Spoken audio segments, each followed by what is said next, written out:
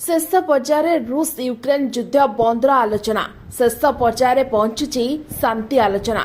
Trump Zelensky मध्य बैठक बाहर युद्ध बंद होबार बाट जदियो युद्ध बंद नहीं कौन डेडलाइन स्थिर होनी किंतु ए बैठक युद्ध बंद होगा नहीं नुआ बाट देखाई किंतु एबे भी किछि जटिल समस्या रही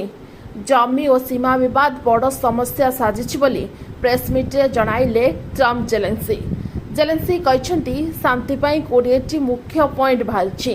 शांति आलोचना पर जेलेन्स्की कहते 20टी मुख्य पॉइंट उपर विस्तृत भाव में आलोचना होछि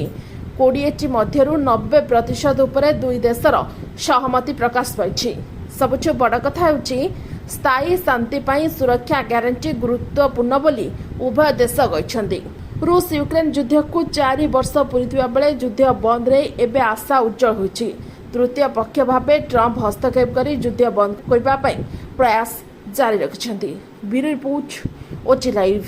अधिक खबर देखिया ओटी लाइव को सब्सक्राइब करंतु एवं ए खबर को अधिक रु अधिक शेयर करंतु।